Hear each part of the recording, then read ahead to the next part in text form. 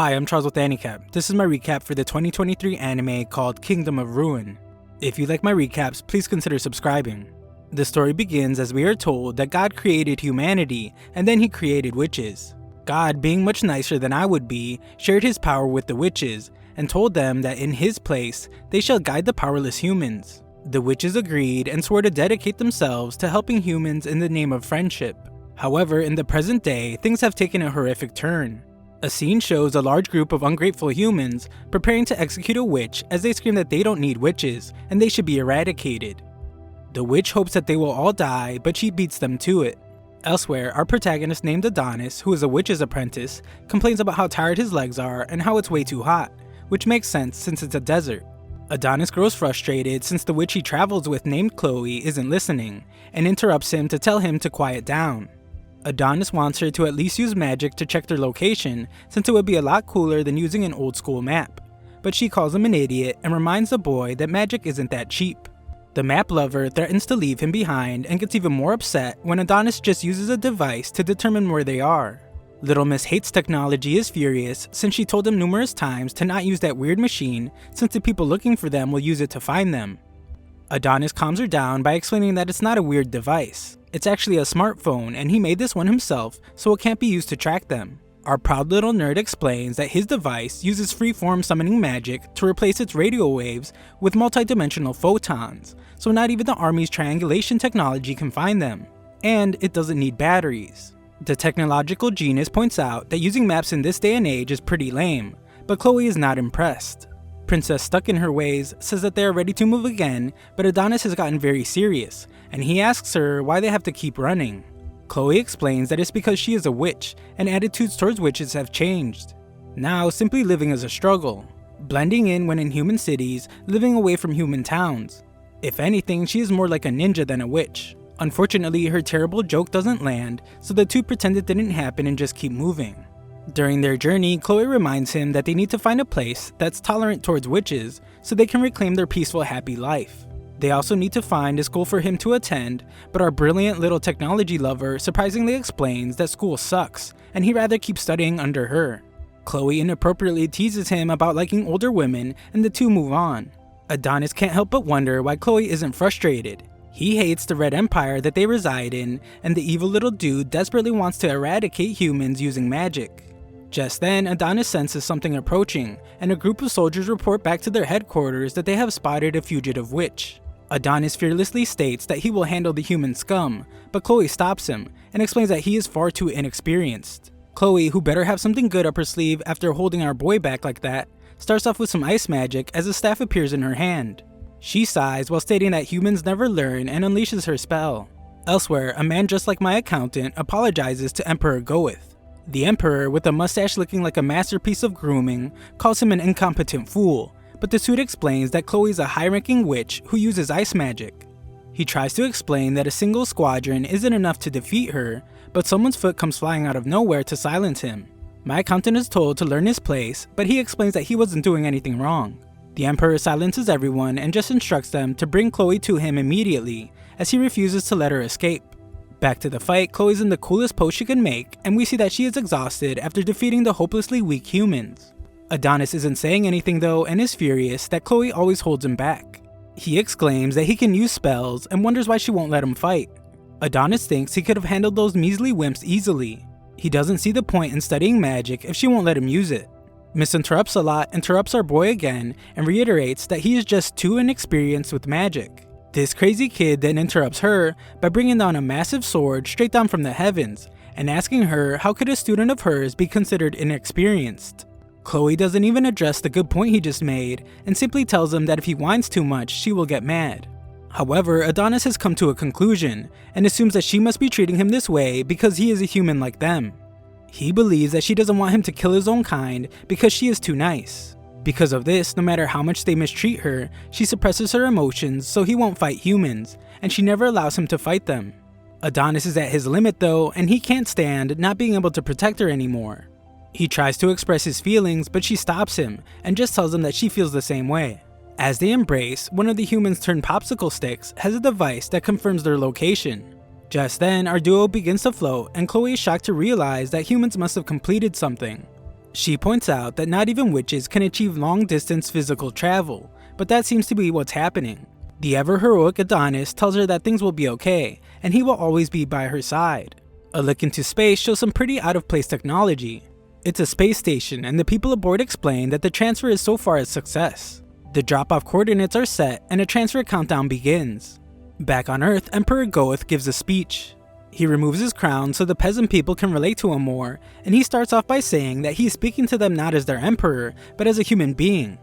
The emperor, sporting the coolest mustache around, points out that mankind has always been protected by magic. Whenever natural disasters or plagues occurred, they depended on witches, expressed their gratitude for them, revered them, and feared them, due to their power exceeding human knowledge known as magic. Emperor Goeth believes this to be unjust. He states that humans are not just weaklings who must bow to the whims of the witches and beg for their assistance. Goeth, who could probably convince a cat to buy a dog with his speech skills, tells him to behold mankind's creations. Their countless airships fly through the sky, and their metropolis fears no storm.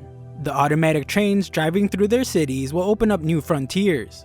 And in their hands, they hold the fruit of their wisdom, the smartphone, a device that can be used to play sweet games and watch AniCap videos. He tells them that humans are not weak. Even without magic, they can mold the natural world and control it with their own strength. Goeth, with smooth talk so good he could sell ketchup as tomato smoothies, tells his people that now is the time to eradicate witches and show the world that they are its supreme rulers.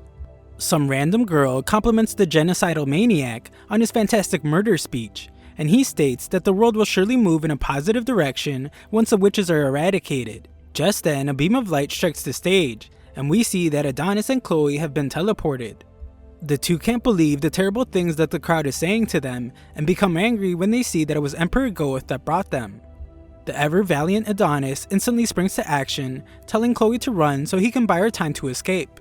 He gets stopped pretty fast though, and Goeth is disgusted to see that this human boy has been raised by a witch. We then see that Chloe isn't just some annoying interrupter, as she becomes enraged and tells Goeth that if he values the lives of his people, then he needs to let go of her young apprentice.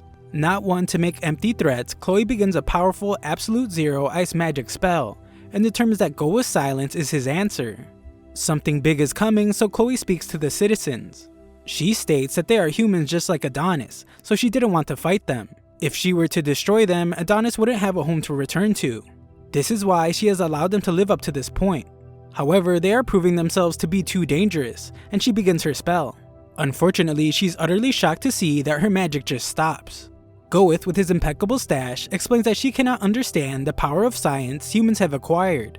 We see the magic photon suppression device that nullified her magic, and the humans in the crowd have a good laugh like they actually did something themselves. As if proud, Goeth expresses his doubt that she even considered that the humans she once helped would someday chase her down. Adonis, never willing to give up as our brave protagonist, tries to use his pen, but can't understand why his magic isn't working. Goeth explains that it's time for witches like Chloe to hand over the world, and backhands her right in the face. As if that weren't bad enough, she is also completely exposed, and the crowd begins to take pictures. Adonis is furious to see his teacher humiliated and vows to kill them all, but is once again stopped. He keeps trying, but all he can do is tell her to wait for him, and soon he will be right by her side again. Goeth has had enough of the boy and orders that the boy be shot in the head. Chloe completely changes her defiant attitude to save our boy, and bows to the Emperor. She takes all the blame and explains that the boy has nothing to do with it. He is like them, a human. She lies by saying that she kidnapped him and raised him as her slave. He is a poor, miserable human boy. Completely out of character, Chloe begs and pleads that the Emperor have mercy on him, and she doesn't care what happens to her. Adonis is in absolute disbelief when she offers to be a slave. With frenzied fury, he writes wildly on the ground, every ounce of sanity seemingly abandoned, as he swears to kill them all. Goeth, uninterested in her offer, points a gun at her. Chloe, realizing what is about to happen, calmly calls out to Adonis and thanks him for everything. We get a quick glimpse into when they first met. Chloe took in the homeless, angry little kid and tells him now that she is glad that they met. She begins to say the words "I love you," but before she can finish, the cold-blooded Goeth ends her life. Adonis, frozen in horror, is mortified, and before her body can even hit the ground, Goeth's soldiers follow up his shot with a barrage of bullets. Adonis begs for them to stop, but they are relentless. Their life together flashes before Chloe's eyes, and she thinks about how she was truly happy.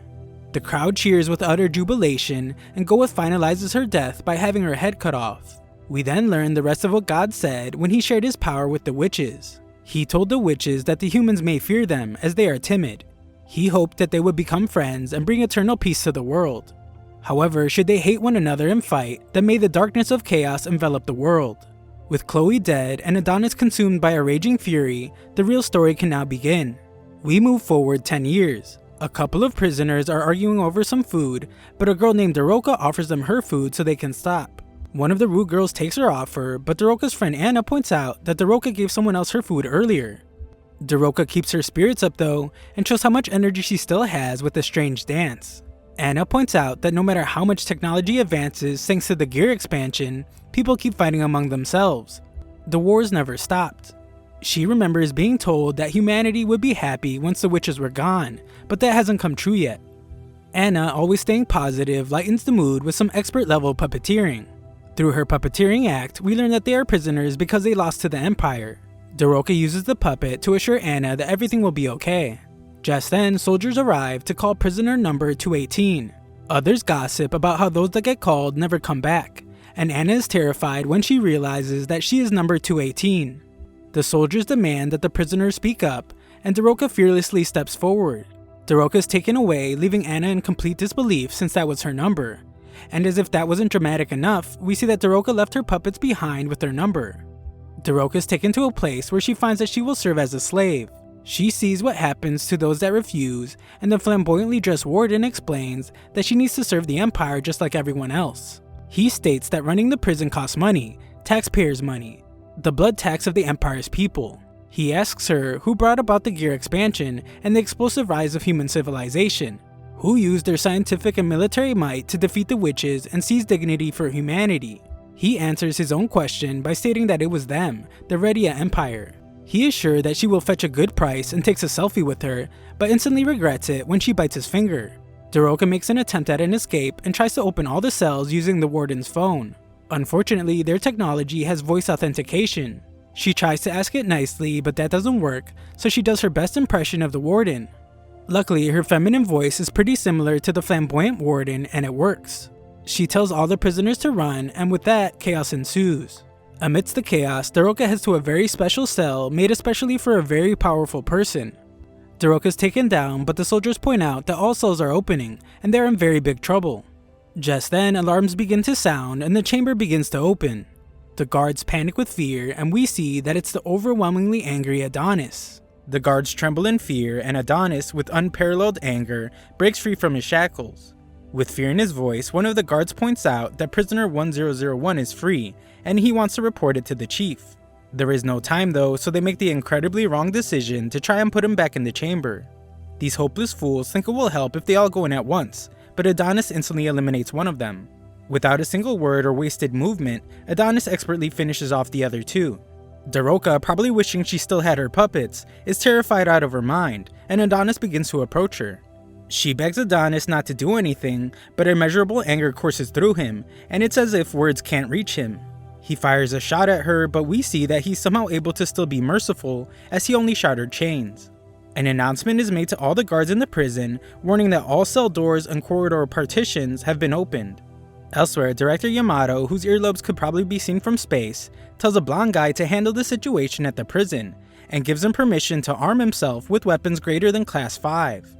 This guy speaks far too casually for Vice Director Yuki's liking, and is sent on his way. Yuki promises to kill that blonde boy eventually, but Yamato warns against it, as he is a high-ranking executive just like her. Director Pancake for Earlobes is confident in the guy's abilities, but knows that the prison is quite dangerous. At the prison, the chaos continues, and it is reported to the warden that even the confiscated item storage has been opened. He can't believe that Daroka managed to crack his phone's voice authentication system, and is deeply frustrated by her choice to free the one person they couldn't afford to let escape. Elsewhere, we see Adonis atop a building. He tests his powers by firing a bullet, and uses one of his written-style summoning spells called Gain. Adonis, clearly with only one goal in mind, exclaims that it's now time to end every last citizen. Back at the prison, Blonde Boy, whose real name is Eekout, reports that he has searched the entire internment camp but found no signs of the boy. We see that taking care of the situation actually meant eliminating all the prisoners, and he learns that a building was struck by a massive shell. He will head there as soon as possible, but decides that he needs to clean up the cause of the mess first. Back in the city, Daroka's completely distraught. She blames herself for the catastrophe that's to come since she couldn't stop Adonis. Nearby, Adonis roams the city, and we see that his destructive behavior has made the news. It reports that a massive artillery shell-like object was fired into a building. The extent of the damage is unclear, but it could be an attack by neighboring nations. Adonis continues to roam as he thinks about how Chloe would not praise him for what he's about to do. He imagines what she would say, emphasizing that getting revenge won't bring her back to life. He managed to escape, so she will want him to just go enjoy his life. Adonis is able to find just a tiny bit of comfort from these words, but some belligerent jerks, who probably deserve what's coming to them, call him a creep when they see him talking to himself. Adonis acknowledges that 10 years have passed since Chloe's death, but no matter how much time passes, he will never forget what happened. The look in her eyes, her voice, the words when she told him she loved him. He states that he loved her too, just as he starts using his written style summoning magic. The earth shakes beneath the city, and this time Adonis has summoned a giant. Nearby, the police don't believe callers that are calling about a giant, but they quickly realize that something is wrong when a car comes crashing into their building. The driver is terrified of something huge, but the cops, doing what they do best, don't believe him either, and this brilliant detective, that probably deserves a raise, determines that the driver's just drugged out of his mind, and they should just arrest him. Sherlock calls the narcotics division, but quickly realizes his mistake when he actually sees the giant. The giant is doing immense damage to the city, leaving people in peril. Adonis then makes his way to the center of the city, as he exclaims that Emperor Goeth better not try to run. By the Emperor, Yamato is informed of the giant robot. It's passing through the business district and heading their way. They are unable to stop it, and all attempts to reach the Emperor have failed, but the Queen has informed them that he is not well. Director Earlobes declares a state of emergency. He requests air-ground support from all available aircrafts and orders that all armored foot soldiers be sent as well. Yamato marvels at the giant robot and is informed that the boy and his quill have gone missing from the prison, making it clear that the giant must be powered by magic. This makes things much simpler for the pair of earlobes with a body attached to them, as this means they only need to activate their magic photon suppression device. With the extermination of all witches, the device was put in underground storage, and it's uncertain if the 10-year-old device will work properly. Yamato leaves the issue of national importance in the hands of Yuki, and with that, the national state of emergency is declared. The giant continues its rampage, and we see that Adonis's rage spares no lives. Some tanks arrive hoping to end the catastrophe, but their attacks miss badly. For some unknown reason, their shells won't fly straight. Adonis calls them scum as he makes a demand for their lives, and has the giant punch a building with such sheer force that its debris destroys the tanks. Yuki can clearly tell from the massive destruction that Adonis's 10 years in confinement were spent meaningfully. It turned out to be a simulation in its mind without limits. Scientific research conducted within the mind. The ultimate environment to determine the most precise way to slaughter a nation. As Adonis continues his rampage, Yuki explains that the only way for a non-witch to use magic is through written-style summoning magic. It is the practice of understanding and systematizing the mechanisms of magic, and converting them into mathematical expressions using a special quill. However, mastering it wouldn't have been easy without such an excellent teacher. Right now, for Adonis, there's no difference between those who were present 10 years ago and those who weren't. Adonis is relentless in his attack. He states that if killing Chloe was humanity's great purpose, then everyone who lives in the country and reaps the benefits is just as guilty. Adonis then demonstrates his incredible power to summon anything at will, and summons some giant Gatling guns called the Bullet Bell. Our revenge-seeking protagonist is determined to make things right, as he wants to exchange an eye for an eye. He does just as the humans did to his teacher, and sprays bullets down on a large crowd. The young man that we saw 10 years ago has clearly been driven to the absolute edge. With tear-filled eyes and without any semblance of sanity left, he looks to the sky, finding a bone-chilling beauty in the aftermath of his rampage. However, something isn't quite right. Clearly disappointed and still distraught, Adonis wishes he could feel better about things. Nearby, we see that Ikout is watching, and he is told that the spellcaster is in the palm of the giant's hand. All forces are told that their target is long-term prisoner, the witch's apprentice, Adonis. The assault on the giant starts with a group of fighter jets. They bombard the giant with several missiles, forcing Adonis off of it. With reckless abandon, missiles continue to rain down, putting civilians at great risk. A building is about to turn a very recently orphaned child into a pancake, but Daroka appears out of nowhere to save him. She leaves the kid with a stranger and explains that she is on her way to stop Adonis. On top of a nearby building, Adonis determines that he's out of shape, and soldiers begin to descend on him. Back at the Imperial Castle, we see that while Emperor Goeth managed to maintain his impeccable mustache, he was not able to maintain his health. He is severely ill, so the Queen tells him not to worry about anything, and their empire will be just fine. She tells him to rest and assures that he did a great job as Emperor in making sure the empire would be strong. The Emperor of Simperi credits the Queen for staying by his side and giving him the strength to do what he does. However, he coughs with enough intensity that it could probably dislodge all his internal organs, and we learn that he has an incurable disease. This absolute alpha male with a mountain of testosterone tells him that he needs no doctor since he is totally fine, even though he is casually holding a palmful of his own blood. Goeth begins to wonder if his illness is a curse from God himself. It doesn't matter though, he refuses to repent.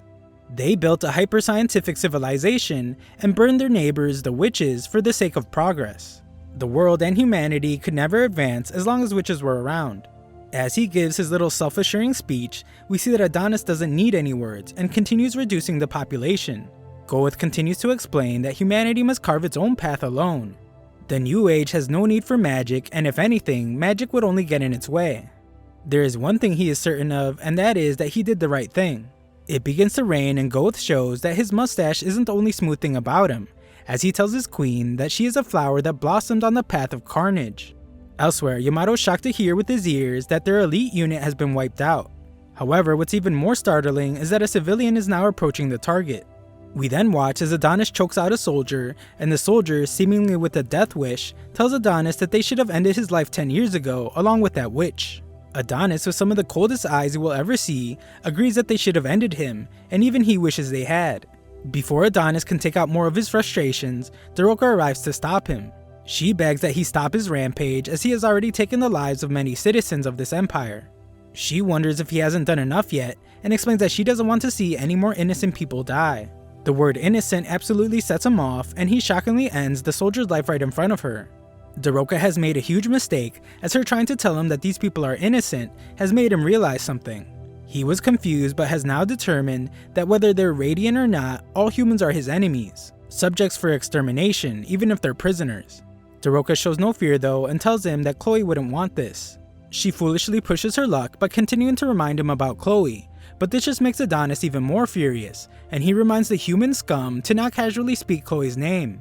He assumes that Daroka's just there to distract him until the next wave of soldiers arrives. It's exactly the type of things humans would do since they always fight dirty, just like they did back then.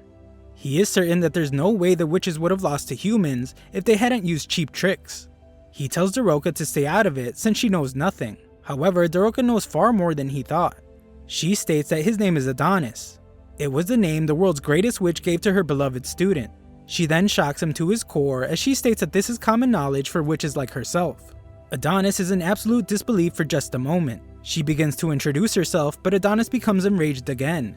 He is certain that she's just messing with his head, and he points out that all witches are dead. He tells the human scum to never speak of witches again, but she explains that they managed to survive the witch hunts. With a whirlwind of emotions, Adonis asks with frustration that if they survived, why didn't they come to save Chloe? Why did they let their fellow witch die? She apologizes over and over again and explains that they were all desperate to escape. Adonis doesn't want to hear any apologies though, and reminds her that it's too late. Chloe's already gone. Daroka then leaves him in disbelief as she states that Chloe will come back. They will bring her back to life. Adonis only takes this as an insult though, and prepares to end her life for her absurd lies. She pleads to him and explains that she infiltrated the country to save him in order to bring back Chloe. They need his memories of her. They need him to resurrect Chloe. Adonis doesn't even seem to be listening to her anymore as he summons a sword and continues asserting that he will end everyone. He will end her and anyone that gets in his way. He will end anyone who defies him and everyone who speaks of Chloe. Daroka decides that if that's what Adonis needs, then she will gladly give her life to satisfy him. She says that she's just glad to have met him, and Adonis is reminded of when Chloe said those exact words. Adonis collapses to the ground, breaking down in tears. His relentless pursuit of revenge pauses for a moment, overshadowed by the faintest glimmer of hope to bring back Chloe. Adonis isn't sure what to believe anymore, but is certain that he desperately wants Chloe back, and asks Daroka if it's really possible. She assures him that it is. Daroka instructs him to come with her and promises that he isn't alone anymore. Adonis, changing his focus from vengeance to a desperate grasp at hope, reaches out to her, only to be utterly stunned when Daroka gets shot. It's Ikaut, and he's just disappointed he couldn't hit both of them. We then get a look into the recent past as the city is being invaded. Daroka is there and she can only watch hopelessly as her home is being destroyed. Her neighbors are being ended right before her eyes, but is surprised to see that Maya is still alive. Maya has no clue what happened and explains that the humans just attacked suddenly. Daroka can't make sense out of it as she points out that they were getting along so well with the humans until recently. Daroka wants to go full Hogwarts and magic everything back to normal, but Maya says that they can't and points out that the humans have brought a machine that suppresses their magic. Maya tells Daroka to run and tells someone named Ophelia what is happening as she might be able to help. Daroka wants Maya to come with her, but doesn't seem to realize that Maya has a giant hole in her back that looks like the Grand Canyon, and she probably won't be able to stand up, let alone go on a trip. Maya tells her how to get to Ophelia's house, and we finally get to see the origin story of the great night puppet she had in prison. Maya won't let the gaping hole in her back stop her from making one last performance, and she uses the puppet to tell Daroka that she is a strong girl. This absolute showwoman hides the pain from her back cave, deepens her voice, and tells Daroka to run as quickly as she can. No one will be able to catch her, and she will be there before she knows it. Daroka takes the puppet and begins running as Maya says her final goodbye. She knows not to look back as she runs as fast as she can, and soldiers find Maya to finish off what they started. Back to the present, Adonis sits by Daroka's side after she has just been shot. He begs her not to die just yet, and desperately asks her how he can bring Chloe back from the dead. She tells him something about the witches that we can't hear, but he has to move away quickly as bullets rain down on her. Surrounded by soldiers, Adonis's rage can never seem to end as he feels like he's being messed with. He was just given hope that Chloe could be brought back, but has no clue how to do it. The soldiers prepare to end Adonis's life, and the foolish Ikaut, who stupidly shot the girl that was going to help Adonis, tells Yamamoto prematurely that Adonis is dead. However, we see that Adonis has picked up his quill, and he tells the humans not to get cocky. The soldiers then just watch as Adonis prepares his attack, and only after a few seconds do they decide to shoot. These guys fire every bullet they have, but it's no use as they just bounce right off of Adonis's magic barrier. Yamato can hear the fight from a mile away and doesn't like what's happening. Once Adonis is done demonstrating his power, he turns the bullets against the soldiers and ends them. Adonis doesn't even break a sweat as he ends the entire group, only leaving one bald-headed dude. I guess Ikaut didn't just watch what happened as he decides that it would be smart to shoot at Adonis. Other than making a big scene, the bullet does nothing, and Ikaut is shocked to see that Adonis easily stopped it. Adonis uses his written style summoning magic on the already pretty big bullet, and makes it way bigger. Only now does Ikaut realize that it was a bad idea, but it's too late as Adonis demands that he die, and he sends the giant bullet back. Shooting Daroka in front of Adonis was bad enough, but shooting at Adonis proved to be worse, as Ikaut is now just a pair of legs. Adonis calls all the humans powerless insects, and mocks them for thinking that they had any chance of beating him. Adonis speaks to the poor soul he left alive, as he wonders if the humans really thought that he would let them live in peace after killing Chloe. Everyone watches from Earlobe headquarters as Adonis states that he will wipe every last one of the humans off the face of the planet.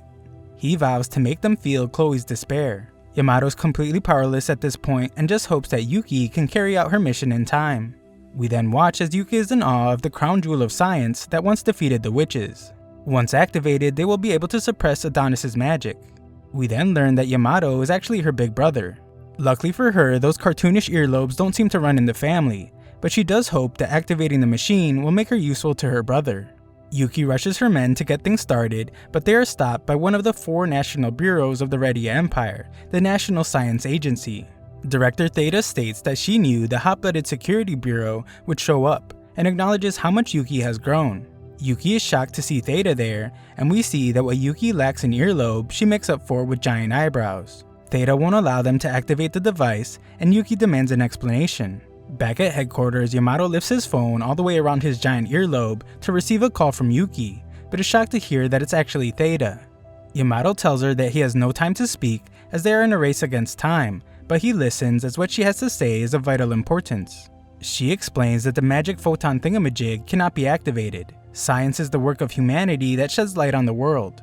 They have learned a lot, but there are still things that they don't understand. One of those things are the particles emitted by the device. She reminds him of the illness developed by soldiers who participated in the witch hunts 10 years ago called human cellular dysfunction disease. They can't say for certain, but they believe these particles affected the human body, and this device kills cells. Yamato has never heard this before, but Theta explains that that's because they hid it. Unfortunately for the stupid humans, there are no more witches left to restore the natural environment. The atmosphere that would have cleansed these harmful rays is gone, and nature has fallen out of grace. As things are now, if a human body were exposed to a massive amount of particles, it would be destroyed. Yamato is more shocked than ever as he now realizes that it might have been the cause of Emperor Goeth's illness. A quick look back at the fight shows Adonis laughing maniacally as he easily stops more bullets from more soldiers, and the same thing happens to them. They are quickly losing the battle, and Yamato realizes this. Theta tells Yuki to return to the capital, but she takes off running for the device instead. She thinks about how they can't afford to worry about illnesses when the threat of magic is right before them, and remembers how her big brother left this task in her hands. Theta tells everyone to evacuate and begs Yuki not to activate the device, as even a little exposure could have major consequences. Yuki isn't listening at all as she states that her mission is of national importance, and the desperate girl activates the device. In the city, Adonis continues to laugh like a maniac, but is shocked when his magic is stopped. Everyone at headquarters sees that Adonis has dropped his quill, and Yamato desperately asks how Yuki is. Theta tells him that it was nothing, but we see that she and Yuki are severely injured. While Theta turns off the device, Yamato desperately wants to know what happened, but Theta reminds him to focus on the task in front of him. She questions if Adonis is really someone that they can't beat without suppressing magic, and asks him if they should really be having this much trouble against him.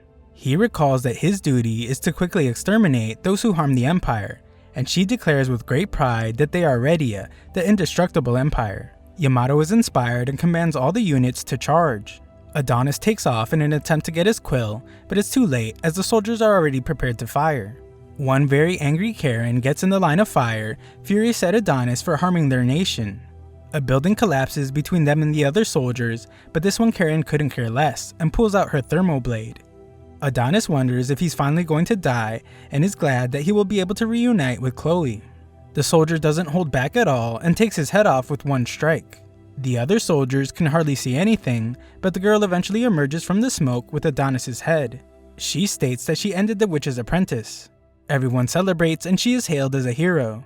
Everyone at headquarters celebrates as well, and Yamato sighs in relief.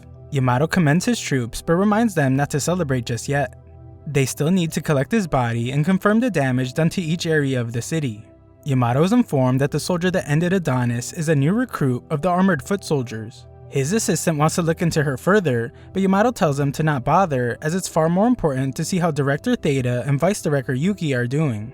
The proud Yamato determines that Theta was right, their nation is strong. However, we see that Theta wasn't strong enough as her shredded up body is being taken away and so is Yuki.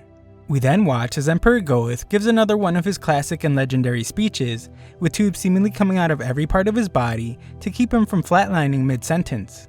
He announces that magic somehow survived and the abominable witches still remained in this world. The boy they took from the witches' hands 10 years ago has been unleashed upon the world, and it's the worst possible outcome. It's the long-term prisoner and witch's apprentice, Adonis. Despite being human like them, Adonis is a remnant of the terrible old world enthralled by magic. Goeth, showing what it would look like if life support needed life support, explains that even after 10 years, they have failed to determine how Adonis was able to use magic as a human. Goeth reveals that he is enraged at himself for allowing Adonis to live, but he assures his people by reminding them that the Redia Empire is the pinnacle of the world. The power of science they've acquired and their iron-willed troops will yield to no evil. Goeth, who looks like a USB charging station at this point, wraps up his speech by telling his people to be proud they were born human in the Redia Empire. This psycho states that the old world is gone. God is dead and their nation is now God. At some random school, we see that some girl was watching the speech on HM Tube. The teacher acknowledges that things haven't been easy as a few of their students have died, and we see that some plant is on a desk in remembrance of one of them. The teacher's pet asks why the witch's apprentice sided with the witches if he was a human, but the teacher has no clue. Class is over and he probably just wants to get the heck out of there.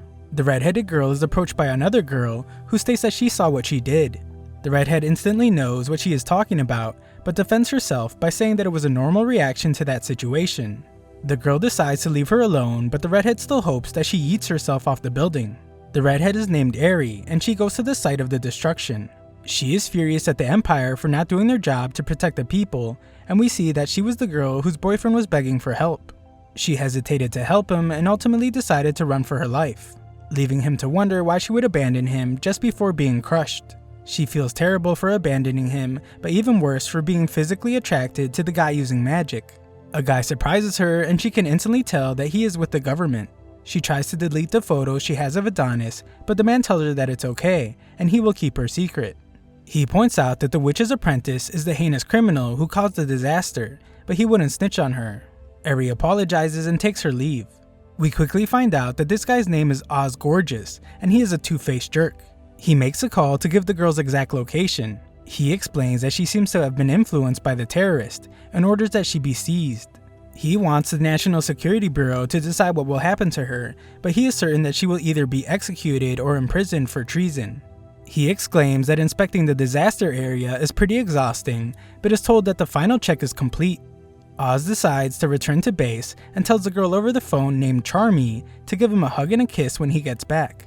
Charmy is obviously annoyed and requests that Chief Oz address her transfer request so she can get the heck out of there. She has had enough of working overtime every day and the boss who abuses their power and harasses her. Moving on from that though, she reveals that some unbelievable analysis just came in and asks Oz to return right away. As we see that Adonis is there, she shockingly reveals that the body they captured is a fake, and we see that Adonis wakes up somewhere else. We then hear Adonis screaming in agony and see that he is being held down by several women. They are concerned because his body temperature, heart rate, and blood pressure are rising rapidly. His heart won't be able to take much more, and Little Miss I Told You So says that she knew a human wouldn't be able to withstand heterophase transfer. Madame Ophelia arrives to calm everyone down and prepares to return Adonis to his senses by stimulating his brain. She dives right in and Adonis begins to have memories of his past, but his pain persists. Of course, he calls out to his beloved Chloe and begins to recall that he didn't actually die. He sees his own fake body parts scattered around, and that one soldier Karen says the words duplication magic, death cancel. Adonis has no clue what that means, and the Karen actually turns out to be Anna, the girl that infiltrated the nation with Daroka. Everything has been done with the intention of bringing Chloe back to life, so Anna is there to get Adonis out of there. Adonis wants to know more about Anna, but there's no time to explain, and she has Ophelia take him away.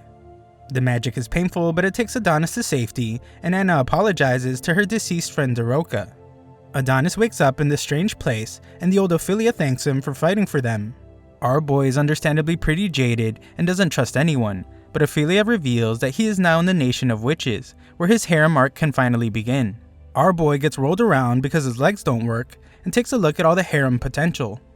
Some witches clearly don't know that they shouldn't be triggering this guy, as they mention how Chloe would be happy to see him recovering so quickly. Luckily for them, Adonis doesn't lose his mind when hearing Chloe's name, as he's actually glad to hear that they knew Chloe when they were younger, and Adonis genuinely smiles for the first time in a very long while. Adonis hilariously tells the person who has been pushing him this entire time that he can actually walk just fine, but Ophelia explains that human influence can't touch this secluded land. She also says that the path he has taken to get there is far beyond what he can imagine, and his body has been through too much stress.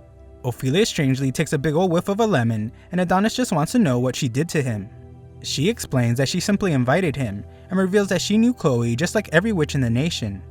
Ophelia says that Chloe was stronger, smarter, more cheerful, and kinder than anyone else. However, she was cast out of the witch's nation. Adonis' anger begins to creep up again as he points out that Ophelia was the one that cast her out for teaching magic to a human child. Ophelia is surprised that Chloe told him about that, but Adonis reveals that he just figured it out. Ophelia then explains how important magic is to witches, as it represents the friendship and devotion God granted to them in order to lead humankind. This lady's really playing with fire here, as she says that magic is not something a human should ever be taught. Chloe took on a human apprentice, and they didn't understand her intentions. Adonis is starting to get that angry look in his face again, and she explains that at the time, every witch begged Chloe to abandon her apprentice and return.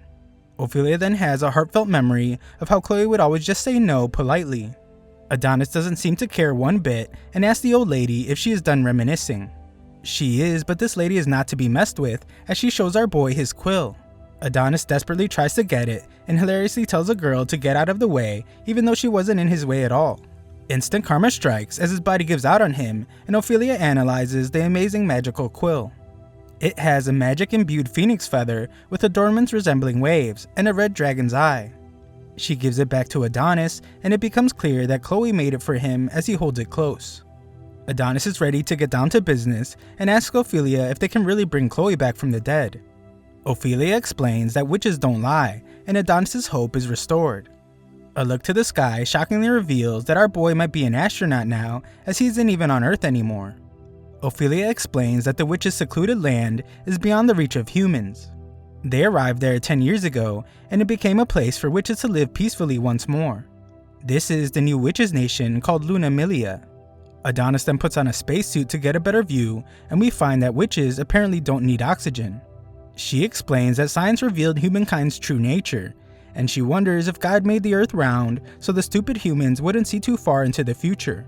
Adonis refuses to abide by that, and Ophelia shows him their witch cemetery. She gives a little speech about how humans focus too much on sayings, and how the king really believed the saying, witches will corrupt humankind. Things then get really crazy when she takes him to a tree called a Mito that apparently produces the witches. This is Adonis' first time seeing one, and he explains that Chloe hated talking about her origins, probably because she was born from a tree like some kind of apple. The situation gets even worse, as any hopes of Adonis developing the largest witch harem ever known to man are instantly crushed when Ophelia explains that witches are unisex. Unlike humans, they do not have mating pairs. They are given life by the trees as fruits containing the power of God. This tree right here is the last surviving tree brought there from the planet's surface. Humans burned all the other Mito, so this is the only tree left that can give birth and regenerate witches. The word regenerate starts giving our boy ideas, and he thinks that Chloe might be in one of the tree balls. Ophelia explains that right now it's just merely a witch waiting to be born, and she needs his strength to become Chloe. This needs a lot of explanation, and this lady does not disappoint. She begins by saying that magic is the act of giving an individual's thoughts a physical form in the material world. Adonis' written style summoning magic, depending on his proficiency, can be used to give form to any and all thoughts. She uses memory as an example and says that memory is life itself. If Adonis could seal his memories of Chloe within that fruit, then perhaps they can get what they are looking for. In the end, Adonis is the key to Chloe's resurrection, so she tells him to let her know when he is ready. Adonis takes a moment to let everything sink in, and he can't believe that it is his magic that will resurrect Chloe. Just then, Anna appears from nowhere, but is furious and asks him if there's anything he has to say. Adonis thinks she's waiting for a thank you, but this just gets her more upset, and she reminds him with tears in her eyes that Daroka died for him. Adonis seems to have lost all emotion and simply tells her that it's not his problem. He reminds her that they were the ones that planned everything, so they shouldn't take their anger out on him. Anna is furious when Adonis walks away from her, and she points out how selfish humans are. She begins to wonder why they risk their lives for someone like him, but this absolutely triggers Adonis. He has an answer for her and explains that he knows the real reason they saved him. Anna is shocked, but Adonis tells her to stop playing dumb, and we quickly learn that this anime has more twists than a pretzel factory when we see what Daroka told Adonis before she died. She shockingly revealed that the witches are planning to use Chloe, and told him that he and Chloe need to flee from the witches' nation. The shocking revelations don't stop there, as Adonis points out that the witches can live in extreme environments without protective gear, so they did not need to build such a huge facility. What this facility really is a cage for them to keep humans in. Sherlock Holmes over here has deduced that the witches plan to kidnap human slaves and kids using their heterophase transfer. Then they will teach them written style summoning magic and make them fight for them. Witches are on the verge of extinction, so they need an alternative source of soldiers to win. Our detective knows that only Chloe can make quills, and that is the real reason they want to resurrect her. Adonis walks away like a boss, but Anna chases after him. She wonders what he will do with this information and desperately asks him to help them. Adonis reveals that he will still resurrect Chloe, that part hasn't changed. He is a simple simp and he has always just followed Chloe's will. So if Chloe rejects them, then the witches will be his enemy too. The ceremony begins very soon after, and Adonis uses his written style summoning magic called nostalgic memories. His memories fled into the tree ball, and we get to see some of them. Times were far simpler back then. Adonis was a bratty little kid, and Chloe was his loving caretaker. She once was amazed by how Adonis seemingly memorized all the constellations, and wondered if he was some sort of divine prodigy. She realized that she was the one that taught him and jokingly wondered if that makes her a god. The two have a good laugh, and Adonis thinks about how he wouldn't trade the time he spent with her for anything. More memories rush in, and Adonis remembers a time where he saw that Chloe was covered in scars. She teased him about being a pervert, and he told her that he would go stand guard.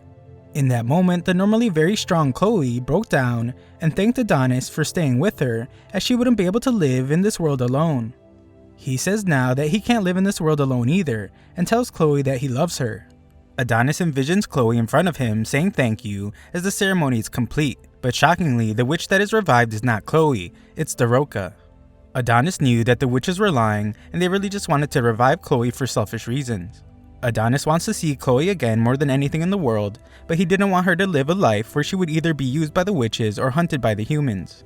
That is when Adonis decided that he wasn't going to bring his precious Chloe back to life because he never wanted to make her feel the pain she felt again. He realized that there's no place for an angel like her in this horrible world. Ophelia was shocked when she realized that Adonis rewrote the ritual, and everyone watching was left speechless when Daroka was the one to emerge from the tree. Adonis' reason for picking Daroka is simple: he didn't want to leave his debt unpaid. The now alive again Daroka is of course stunned when she realizes that she is back at Lunamilia after being shot, but is more upset about not having clothes on. She apologizes for Adonis having to see something so filthy and unsightly and begs him to erase it from his memories. Luckily for her, Adonis has something for her to wear and simply tells her that they are even now. Ophelia is of course very upset that he didn't bring back Chloe, since they have been doing their best to supposedly help him. They risked their lives to rescue him and even healed his wounds. They guaranteed his safety so that he could bring back Chloe from the dead. The crowd of witches really start to turn on him after he ruined all their efforts. They determine that he is merely a human after all, and he must not have really loved Chloe. They all assume that he has chosen Daroka over Chloe and accuse Daroka of seducing our boy and putting ideas in his head. These witches are really starting to get on Adonis' nerves as he silences them all, and explains that his decision to not resurrect Chloe was all his own. Ophelia, the confident old lady, has a good laugh as she is not impressed with him at all. She prepares to attack Adonis as she reminds him that he is merely a human, but is then shocked when some strange particles appear. Adonis explains that he was imprisoned for a very long time by the humans, and shockingly pulls a tracking device that was implanted in his body. He proclaims that he will be the one to annihilate humanity, and he doesn't want these treacherous witches getting in his way. He destroys the chip, and shockingly, the Mito tree is consumed by flames. The one who did it is Yamato, who could never have guessed on his own that there was still a witch tree left. Yamato keeps his giant earlobes hidden and really shows his hate for the witches when he describes them as the last of an evil race. He compares them, along with the witch's apprentice Adonis, to rats in a cage. Adonis acts offended since he was the one that invited them all there, and chillingly calls the place a graveyard in anticipation of the massacre that's to come. One brave witch calls out to her precious leader Ophelia and tells her not to worry as she will save the Mito tree. She conjures up a water spell to extinguish the fire but pays the ultimate price. Ophelia knows that they are in grave danger and calls upon a witch named Santa Maria to suit everyone up Power Ranger style. Ophelia remains confident and tells everyone to prepare for battle. Adonis prepares to use written style summoning magic, but Yamato knows the danger in that and instantly attacks him. Adonis uses his magic to fire Yamato's own gun at him, and our boy starts to unload the entire clip on this guy. Yamato's suit is holding up well, but several warnings go off inside the suit as the damage levels are rising rapidly. Adonis' hate for the humans continues, so he tells Yamato to get back up since he intended to end his life. Just then, Daroka manages to get his attention, and he can only wonder what she wants. The other witches get to work on the soldiers, showing an amazing display of magic. The Venom Fang Witch uses an insane snake attack to send a bunch of dudes to God, and another witch covers them in crystals. The Swarm Witch uses centipedes to make holes in some other guys with a spell she calls the Human Hotel. The witches clearly have the upper hand, and Ophelia hasn't even shown what she is capable of. Some soldiers try to prepare against her, but they are not nearly ready for what she has in store. Ophelia lifts these dudes off the ground, and all they can say is Nani, as she easily diverts their bullets. She clumps several of them together like a human meatball, and uses a spell she calls Death Game to crush them. Ophelia is feeling pretty confident at this point, obnoxiously pointing out how humans are so feeble, and compares them to infants. She is confident that victory will be theirs, but this lady apparently hasn't looked around in a minute because another squad of humans have arrived, and they already took out female Harry Potter. Ophelia's confidence is unwavering though, as it only seems like the humans are planning to outnumber them. Elsewhere, the humans watch what is happening and wonder how so many witches could still be left. We see that Theta's there, but she only has months left to live due to radiation from the magic-stopping machine Doohickey. The bureau director demands an explanation from her, and she starts by showing them a transport device the humans created back in the day.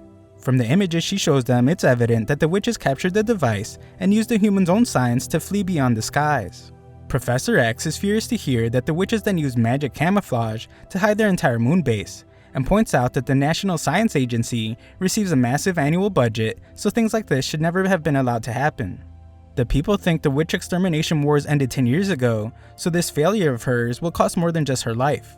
Director Shiro is the calmest person in the room though, as he tells Professor X to shut up.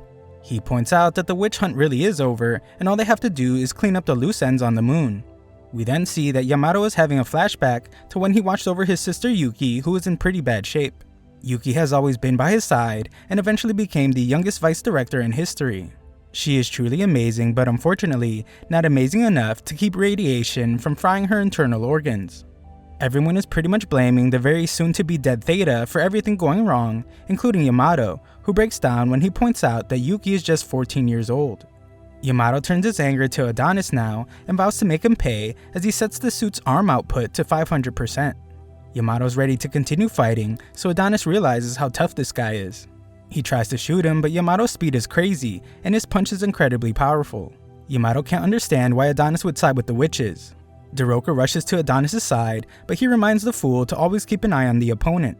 He is right, because Yamato's preparing for a crazy attack, and we see that he is fueled by thoughts of enjoying a peaceful life with his sister after everything is over. Yamato's power is surging rapidly, and he unleashes an anti-witch attack called Scattering Blossoms. This insane attack slices a bunch of witches in half, but Adonis just barely manages to dodge it. Ophelia can't believe all her witches are being ended, but knows that she isn't flexible like our boy Adonis, and she gets diced up too. Daroka isn't spared by the attack as her body falls apart, but luckily her bestie casts duplication magic just in time to save her. Anna thanks Daroka for being her friend, but we see that she apparently can't use duplication magic on herself as her head falls apart. Meanwhile, Headquarters tries to contact the attack force since their video signal was lost. We then see the aftermath of the absolute literal bloodbath as Daroka is in tears. Daroka just wants it all to stop, but it isn't over yet as Adonis and Yamato are still standing. Yamato reports back that the witches have been neutralized and all that's left is to exterminate the witch's apprentice. Our boy has plenty of fight left in him and uses his magic to summon a suit of his own. The fight begins as Adonis uses his magic to alter his armor however he pleases. He creates a punch so powerful it snaps Yamato's arm, breaks his sword, and goes straight through his chest. Fortunately for Yamato, his suit, made from amazing human science, is able to repair his body and his sword. Adonis isn't impressed by the silly tricks, but Yamato says it's better than dumb magic. The last remaining witches have given up all hope, but Ophelia's upper body just won't shut up, and tells them that it's not over. The other witches, who actually still have all their body parts, are more realistic. They point out that their Mito tree is burned to a crisp, so all witches will now go extinct. However, one green-haired witch is ready to take over the leadership role and inspires the group with a brave speech. She has come up with a brilliant plan where they back up Adonis and defeat the humans. Unfortunately, her plan has a hole in it because more soldiers arrive and put a hole in her with a bullet. The humans' plan to outnumber them has worked as these soldiers finish off the remaining witches. Adonis' fight continues, but Yamato prepares to end it when he sets his suit to its maximum electrothermal output. Yamato moves with lightning speed to pierce our boy right through his chest. Yamato starts talking real big, but is shocked when he notices that Adonis managed to use his magic to summon a giant sword. Our boy is done messing around as the sword slams down on Yamato and he is left one-sided. Yamato's stupid suit thinks it's necessary to tell him that major damage has been done, but I'm sure Yamato notices that his arm is missing. Yamato has the suit stop the bleeding, and Adonis can't help but notice that they both have the very similar look of revenge in their eyes. The last few remaining witches beg for their lives, but the soldiers prepare to end them anyway. Yamato explains to Adonis that he's too dangerous, so he can't allow him to live. Adonis doesn't have a single bit of fear in his eyes and gives a chilling smile as he simply says no, just as Yamato goes in for the final blow. Back at headquarters, everyone frantically tries to regain the signal on the moon. They have no clue what's going on up there, but are shocked to finally receive a signal. It's Yamato, and he shocks everyone when he reveals that they have won. All the witches on the moon's surface have been eliminated. All the humans begin to celebrate, but we see that something isn't quite right as Yamato's eyes are now red. We go back moments later to just before Yamato is about to strike down Adonis. Adonis has no fear, but Daroka shouts for everything to stop. Yamato is in disbelief as he can't move his own body, and Adonis is impressed as it's clear that Daroka has a wide range of spells. She has just cast the love spell, and it affects all the soldiers as well. She introduces herself and Yamato gives his name, but it was completely against his own will. His mouth opened on its own, so he realizes that the spell he is under is incredibly dangerous. The other witches watch and begin to think that Daroka might be able to turn things around with her special magic. Yamato demands that she remove her spell, but she refuses. Our revenge-seeking protagonist is thirsty for blood and tells Daroka to end Yamato's life by tearing out his throat. Yamato's rage turns to shock when Daroka simply extends him her hand and pleads for all the fighting to stop. She wants him to shake her hand and promise that he won't attack Adonis or the other witches. If he just makes this promise, then she will free everyone from the spell. Our jaded protagonist becomes furious though, as he reminds her that they killed Anna. His revenge-filled brain can't comprehend what she is doing, and he calls her crazy for even thinking of letting the humans leave alive. The other witches agree as he points out all the lives they have taken, and he warns her that the humans will likely take her life if she doesn't end them first. Yamato proves to be a psycho as well, as he says that Adonis is right, and somehow manages to attack Daroka. He tells her to know her place, and explains that the humans will use their science to exterminate them all. He rains punches down on her, while telling her how naive she was to think that they could have peace between them. To the humans, witches are a scourge that bring terror and chaos, and their mere existence is destroying the world. Yamato is releasing all his anger, as he points out how much harm the witch's apprentice has done to humanity. He has taken countless innocent lives, and he wouldn't have existed if not for the horrible witches. Yamato wants the witches to finally just accept their extermination, and we see that the soldiers are able to move again. Yamato thinks about how Yuki wouldn't be in the condition she is in if it wasn't for the witches, and he beats Daroka relentlessly. Daroka somehow manages to speak and tells him that the humans have taken countless lives as well. Not even just the massacre they just did right now, but the extermination of witches 10 years ago. Daroka understands that the humans feel like they don't need the witches anymore because they have their precious science, but she can't understand why they feel the need to exterminate the witches. She points out that humans and witches used to be friends, and once again pleads that they put an end to the fighting. Daroka would like for him to start by ordering the retreat of his men, but Yamato is still filled with rage. She casts her love spell on him again, and Yamato begins to feel strange. He shows his intense resolve though, as he reminds himself who he is, and proclaims that he won't be beaten by some magic spell. He tries really hard to break the spell, but he then imagines himself as a child hugging Daroka, and this too gets simplified by her spell. With loving eyes, Yamato tells Daroka that he will obey her, but he just ends up with a blade through his skull. Of course it was our rage-filled protagonist, and he explains that revenge is all he has. Daroka can't believe what she just saw, and is furious with Adonis. He is completely single-minded though, as he realizes how strong Daroka's love spell is, and he tells her that they will use her magic to destroy humanity. At the royal palace, the king is told that their strike force is still fighting, and they are not sure if the witches will be defeated, as they are putting up quite a fight. Unfortunately, their communication with headquarters is poor, so they aren't sure of all the details. The king once again asks if they will defeat the witches, so the terrified soldier just tells him that he believes their victory is certain. The queen wonders if the witch's apprentice is there as well, and they are both glad to hear that he is. The king graces us with his impeccable mustache and demands that his soldiers burn the witches along with the entire moon if they have to. This genocidal maniac rejoices as he sees that the end is nearing for all the witches and the brat who wanted revenge against humanity. This guy that was just giving really convincing speeches just a few episodes ago is really losing his mind now as he laughs like a maniac. He calls the witches sore losers for running off to the moon, but states that they can never escape. The king wants to be assured by his wife, so he asks her to tell him how incredible he is, and asks for her to praise him. He is really having his moment now, as he has finally achieved his goal of exterminating the witches, and everyone celebrates. The poor soldier that has had to listen to his psychotic rant thinks about how he had heard that the king's condition was deteriorating, but he had no idea it was this bad. He is then shocked as the queen holds the king and tells him that everything's going to be okay. The king just acts like a baby sometimes and needs to be praised. She praises him for enduring so much stress for such a long time, and the king just keeps repeating over and over again how much he loves her. We then see why the king is like this, as the queen shockingly uses the love spell on him. She compliments him for finally eliminating the witches and tells him that he can end his own life now. She has some little Boy Scouts play a little tune, and she praises the king for walking as if he were a toddler. The king has a jolly old time as he makes his way to the ledge, but the soldier is shocked and wonders what is wrong with the king. King Goeth is completely gone at this point and explains that he has always given the queen what she wanted. He is truly the king of simps, so he will gladly give his own life to make her happy. The king is proud of himself for climbing up to the best spot, but the soldier begs for him to come down. Emperor Goeth refuses to be stopped and lists off all his accomplishments as a great leader. He made several scientific advancements and made the Redia Empire the strongest nation in the world. He eradicated the witches, and he did all these things for his beloved queen. Goeth is completely under the simplification spell as he states that he wishes he could serve his queen forever. Of course the queen loves to hear this, but she clearly doesn't care a single bit about him and simply tells him to hurry up and jump. Emperor Goeth graces us with his immaculate mustache one last time and eagerly jumps off the building. The queen removes the spell and we see that there is no coming back for the king. The soldier who witnessed it all calls for backup since there is clearly a witch in the castle, but the queen says that the king just slipped and fell. She uses her simplification magic on this poor guy, so he corrects himself and reports that the king accidentally fell to his death. Shiro, the guy from that meeting with Professor X, has apparently been there the entire time, and the queen tells him to speak as he clearly has something on his mind. She wonders if she shouldn't have ended the king's life, but Shiro couldn't care less, and points out that that puppet was no longer necessary.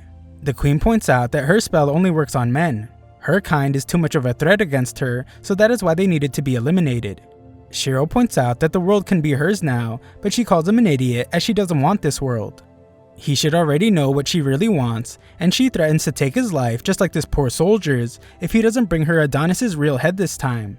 Shiro promises the queen that he won't fail her, but she proclaims that she is no longer a queen. She then reveals her true identity as the Witch of the Unknown, named Dorothea. Her goal is to get someone back, and we see that this person looks like a red-headed version of Adonis. Back on the moon, Doroka rejects Adonis's plan to use her magic to destroy humankind. Adonis is clearly demented as he still smiles and tells Doroka not to release her spell. He goes after the soldiers who still can't move and tells them to cry the same way he did when they took Chloe's life. Doroka begs him to stop, but it's far too late as our protagonist slices through all the troops. Doroka can only watch in horror, but she knows what she must do. She never wanted to have to use her spell on him, but Adonis clearly won't stop otherwise. Adonis instantly appears before her and threatens to make her unalive again if she tries to cast her spell on him. Adonis continues his massacre as the soldiers beg for their lives, and Doroka tries to tell him that this won't change anything. Revenge will only give birth to more revenge. Adonis isn't in the mood to be lectured, but Doroka explains that she's just tired of all the fighting. All the death is too sad for her to take, but Adonis is practically the opposite as he can't stop. He finishes up all the soldiers and finds Yamato to steal his face. Adonis vows to make the humans pay with their extinction and uses a spell to change his voice to Yamato's. We then go back to the present when Adonis, pretending to be Yamato, reports back to headquarters. He explains that the battle was fierce and none of the witches survived. Unfortunately, aside from himself, none of the humans did either. Yamato explains that he will be returning alone and he tells them to bring him back, but we see that Theta can tell that this thing they are looking at is not Yamato. Some witches that are watching are horrified, and we see that Adonis is using Yamato's face as a mask. He once again commands that they teleport him back, and he promises to bring back the head of the witch's apprentice. Ophelia's upper body is still somehow alive, and she realizes that this is what Adonis planned all along. Adonis tries to take Doroka with him since her spell will be very useful, but she refuses. Doroka must have a death wish as she slaps Adonis and points out how ashamed Chloe would be if she saw what he was doing. Luckily for her, Adonis doesn't go all crazy on her as the transportation has been initiated. Ophelia's heart is still just pumping away, so she bids farewell to Adonis, the infinitely evil child of the wicked humans. She hopes that God will judge him for his crimes, and she apologizes to her fellow witches for failing to reclaim their dignity. Ophelia finally bids farewell to this world and to the kingdoms of ruin. Adonis and Doroka are being teleported, and Adonis does something entirely unexpected. He says he is sorry for some reason. Back at headquarters, they prepare for Yamato's return. However, Theta already knows that it's Adonis that will be coming back, and they are ready. She vows to avenge Yamato's death as the teleportation countdown reaches 0, and she commands all the soldiers to open fire. The gunfire stops soon after as nothing was teleported, and it is announced that transfer coordinates were somehow changed. His signal is lost and Theta collapses as her body is falling apart. She realizes that he escaped and tells the witch's apprentice that he has won this round. Somewhere out in the desert, we find Doroka and Adonis. Adonis tells her to look at a constellation that confirms they are back on the planet's surface. Our boy is covered in blood but has a huge goal. He declares that the two of them will begin their conquest of the Redia Empire by doing whatever they have to, and they will start small. We then get a glimpse of what happened just before the teleportation. Daroka was begging Adonis to help the witches that were still alive on the moon, but Adonis was too busy using his voice-changing magic to change the teleportation coordinates automatically. Our vengeful protagonist decides that they will attack cities and villages on their way to Redia. They will also gather information and supplies to prepare themselves. Adonis is thinking way ahead and is ready to move, but Daroka isn't having any of it. She wants to go back to the other witches, but Adonis calls her stupid for thinking that any of the witches on the moon survived. She refuses to believe that they all died and tells him to send her back. He calls her a spoiled child, but Daroka gets really snappy with him and wonders if he is talking about himself. She thinks that he is clearly more childish since all he cares about is revenge. Adonis then uses his memory magic. He shows Daroka how she pleaded for Yamato to take her hand while promising that he wouldn't hurt them anymore. She can't bear to watch her failure, and Adonis now realizes why Daroka didn't fit in with the other witches. The other witches hated the humans, and only a psychopath like her would want to reconcile with them. Daroka reveals that she always wanted to meet with Adonis one day because she wanted to know what kind of person Chloe chose as her apprentice. Adonis was a man living between two worlds, so she had hoped that he could become a bridge between humans and witches. He was her only hope, but she couldn't be more wrong. It's clear to Adonis now that she knows nothing about him, and she wonders how far he will go. Humankind will never forgive him, the same way he will never forgive them, so the fighting will never stop. Adonis silences her and states that Chloe's life is more precious than all of humanity. The world that took her from him made a huge mistake and deserves to be destroyed. This pink-haired girl just can't understand his rage and wonders how much he is willing to sacrifice. She blames him for what happened to all the witches on the moon because he summoned the humans there, but he points out that summoning humans was the only way to get them back to Earth. All her friends were just pawns in his plan, and Daroka somehow still can't believe how cold-hearted he is. She becomes really upset since those witches battled so hard to survive the witch hunts, only to become pawns in his selfish plan, but Adonis silences her again. He can't understand how she can continue to argue for the humans when they took so many of her friends' lives. Adonis accuses her of committing the greatest crime against their lives by not wanting revenge. Daroka still disagrees and states that revenge won't heal any wounds. Adonis, however, doesn't care anymore. He begins to walk away as he states that he has nothing left to lose. Daroka just won't let it go as she tackles him and reminds Adonis that he still has the life that Chloe worked so hard to protect. In a world filled with cruelty, Daroka begs that he not let it change him. She isn't even asking him to forgive the humans.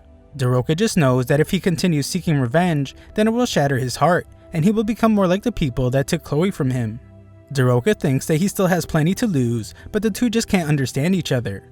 Revenge is proof of Adonis' existence, and irreplaceable proof that Chloe lived with him. Adonis feels like every last trace of Chloe's existence would simply vanish if he stopped seeking revenge, and that thought terrifies him. Daroka breaks down in tears, and Adonis points out that all she does is cry. They seem to finally be understanding each other a little bit, but Daroka realizes that Adonis' health is declining rapidly. A bunch of bikers spot them in the distance and wonder if they are a couple that just eloped. Their ringleader is called Mr. Punch, and he's left to decide what will be done with them. Sometime later, Adonis wakes up in a strange place. Our boy is getting pretty tired of waking up in places he doesn't recognize and tries to remember what happened. He remembers Daroka asking the bikers for help as he was quickly losing blood and couldn't move. Mr. Punch arrives to welcome him and wonders if the cold look on Adonis' eyes means that he has taken someone's life. This guy doesn't have the slightest clue and simply offers Adonis a drink. Adonis has no interest in drinking sewer water, but Punch explains that it's actually man's greatest invention. Adonis just wants to know where Daroka is, and Punch explains that she was watching over Adonis until a second ago when some of the youngsters took her away. Adonis isn't playing any game, so he asks him again where she is, so Punch takes him outside. Punch welcomes him to the Wastelands, a place filled with people from developing countries, refugees, and slaves who escaped from Redia. Everyone left behind by science simply ends up there and becomes a vagrant. Just then, Adonis hears Daroka's voice begging for someone to stop. She is surrounded by men, so Adonis wonders what they are doing to her. Punch explains that they don't get many women in the Wastelands, and grossly says that Adonis' girlfriend is really good at screaming. Adonis has had enough of these people and instantly rushes to save Daroka. He prepares to annihilate all the scum, but is shocked when he sees that Daroka is just learning to ride a motorcycle. She was begging for someone to stop the motorcycle, but all the guys are just encouraging her to learn. Daroka's glad to see that Adonis is awake, but she face plants straight into the ground. She is concerned about his injuries, but she looks to be in pretty bad shape herself. Daroka gives Adonis some little figurines and apologizes for not realizing how injured he was. Our boy is just as cold as ever though and tosses the little things. Punch declares that they will be throwing a party and has our duo help prepare as payment for rescuing them. That night, everyone gets hammered and Daroka serves the drinks. Some old dude tries to get smooth with her, but she leaves him in the dust. Adonis isn't in the partying mood, which makes Daroka a bit sad, so some guys wonder if she's in the middle of a fight with their boyfriend. She tries to clear things up about them not being together, but no one believes her. They want to know what their story is, so Daroka just says that her and her friend are traveling the world. They all have a good laugh as they can't believe they would come visit the wastelands, but they all think that she's a really nice girl. Just then, the guys shockingly begin collapsing. Daroka has no clue what is happening, but Adonis calls them all idiots for not being more careful with what they put in their mouths. Daroka fears the worst as she questions if Adonis poisoned them, but he hasn't.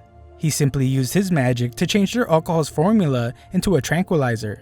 Daroka is just glad that everyone is still alive, but Adonis says that won't be for long as he finds a gun. Daroka begs him to stop and points out that they have all been so kind to them. They rescued them from the desert and even gave them medical aid. Adonis couldn't care less, but Daroka points out that if it wasn't for them, his life would have ended in the desert. Adonis explains that he isn't going to end their lives, but only because vagrants like them are not worth killing. Adonis then shocks her when he reveals that he no longer needs her. She wants an explanation, so he says that unlike her, he can't laugh after losing someone important to him. He can't even imagine relaxing and joking around. Adonis has determined that they are fundamentally incompatible. Daroka explains her behavior by pointing out that bad things will happen if humans find out who they really are. They have to blend in with them because she can't let them suspect that she is a witch. Daroka laughs to keep up appearances, but there's no way she could really just be fine after what happened. Adonis just silences her once again to tell her never to end up like him, and he leaves. The next morning, Mr. Punch wonders if Daroka's boyfriend left. She corrects him about Adonis not being her boyfriend, and Punch can't help but point out how brazen Adonis is. He left without so much as a thank you and left Daroka there all on her own. Punch thinks that she made the right decision by breaking up with him. Daroka can see something in Adonis that no one else can though, and she knows that he is actually really kind. We then see Adonis all alone as he thinks about everything Daroka told him. She has made a serious impression on our cold-hearted protagonist with all her advice, but he actually hates it. Just then, he sees that someone has come after him, and he wonders if he made the tranquilizer too weak. He then suspects that it might be someone from the Red Empire. It doesn't really matter who it is though, so he prepares for a fight and declares that he will end the life of anyone that gets in his way. Back in the wastelands, Daroka's absolutely stunned when Mr. Punch reveals that he knew that Adonis was the witch's apprentice all along. Daroka tries to deny it, but it's no use. Mr. Punch says that Adonis is a completely different man now and has a memory from his past. He was dying in the desert when Chloe the Ice Witch and her young apprentice saved him. Mr. Punch explains that the greatest happiness a man can know is having something worth fighting against the entire world for. This guy is the wisest biker you will ever see, and he explains that you will never settle an argument over whether or not revenge is wrong. Adonis has chosen revenge, and even if it leads to his death, that is his choice. He wonders what Daroka plans to do, and she explains that she doesn't want anyone else to die because she failed to protect Anna and the others.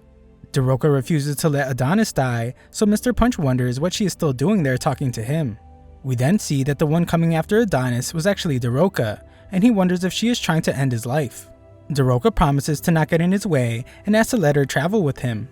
Adonis is shocked as Daroka explains that she gave it some thought and thinks that Adonis does need her. It's dangerous to travel alone, and good company makes traveling seem quicker. She thinks they would both benefit, but Adonis just wonders why she didn't stop.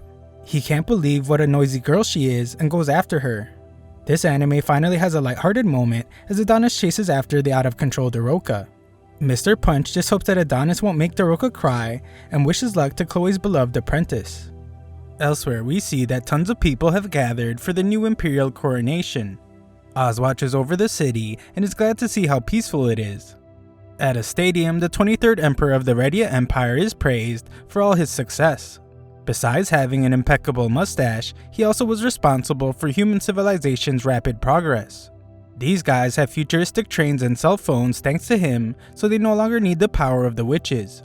Their scientific and military might sees dignity for humankind.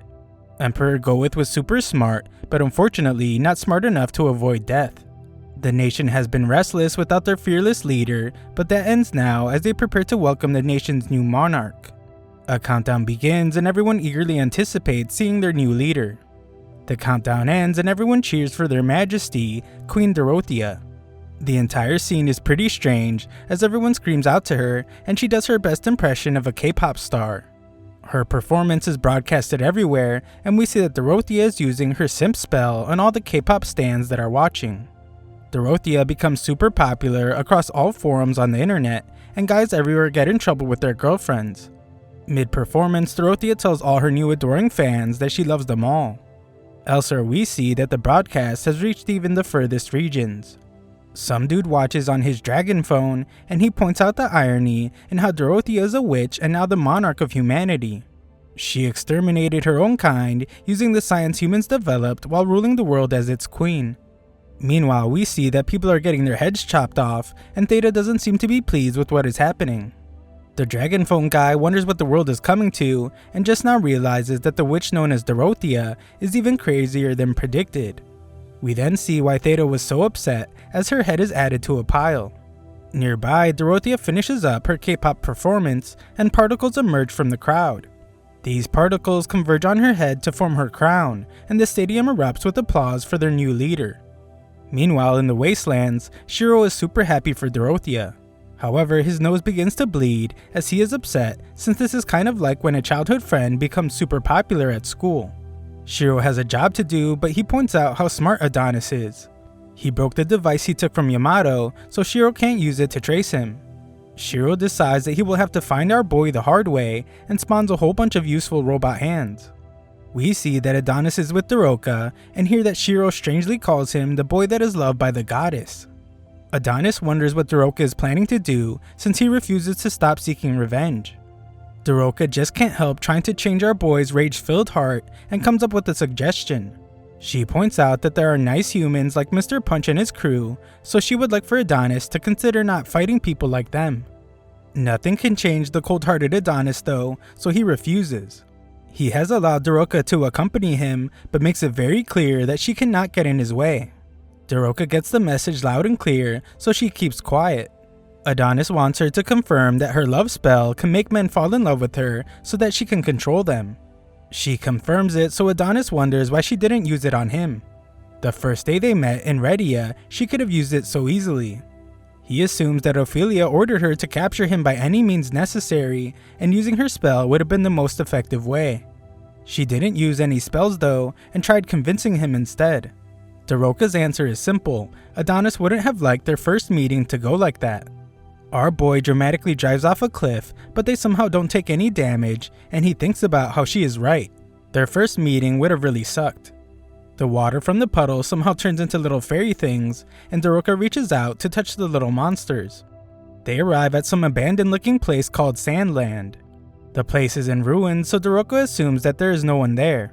Adonis has Doroka stay there while he goes to look around, but she doesn't want to be left alone. Adonis just now notices that she has some white bag, and she explains that Mr. Punch gave her some essentials. Typical stuff you would take on a camping trip, including some cool little snowman tent. Doroka thinks it's all pretty neat, but our boy has stuff to do. The place really does look abandoned, and Doroka wonders if there are ghosts there. Adonis determines that there are no signs of fighting, even though there are broken windows everywhere, and he wonders why no one is there. The police station is also the biggest building in town, so Adonis hopes that they can find some information there. Doroka freaks out at the first sign of a mouse, but Adonis is not amused. She apologizes but instantly embarrasses herself when she just keeps freaking out. Falling through the floor is just the cherry on top, and she apologizes again. Adonis warns her that he will leave her behind if she keeps being too noisy, and they finally manage to make it to the second floor alive.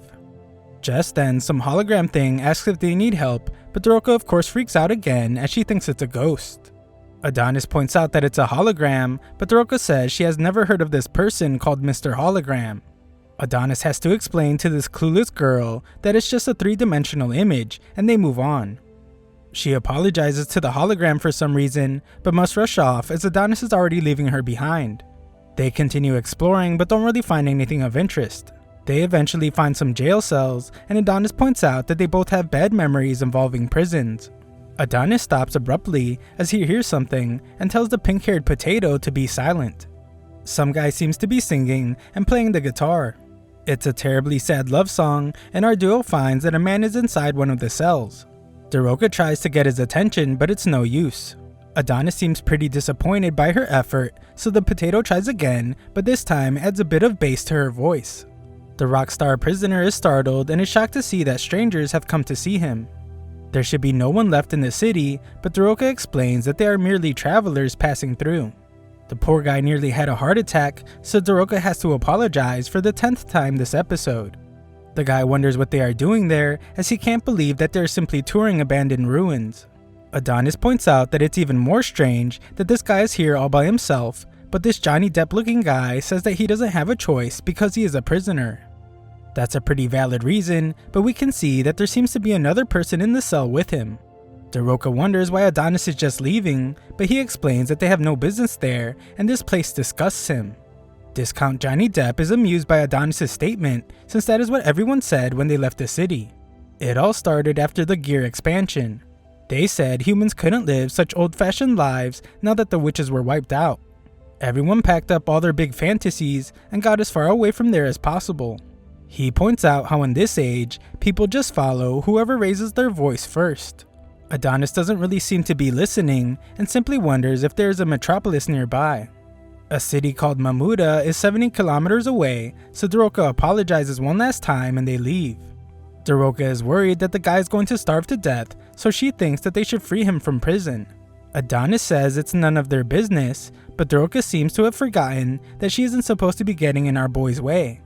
She wants to at least give the prisoners some of their food, but Adonis questions if the cell was even locked. Adonis figured out the truth, but he doesn't tell Daroka.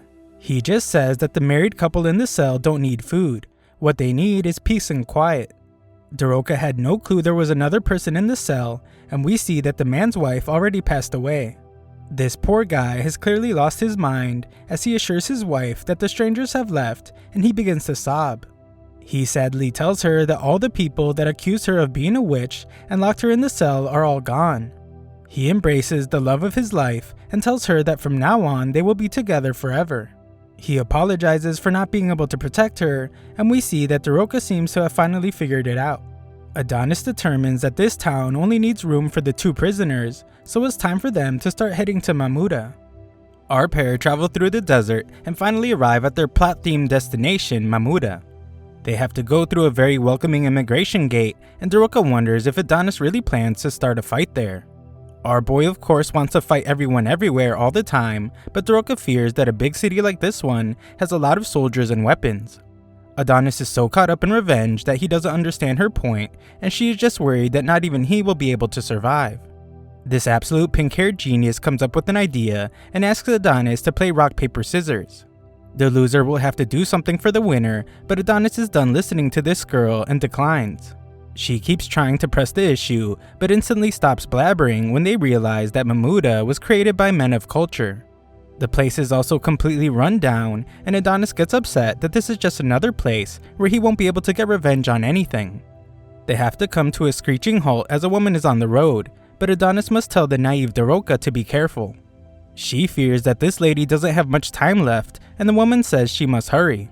Daroka thinks that she is running from something, but Adonis realizes that she is not a person, and he tells Daroka to get away from her as fast as her stupid legs can take her.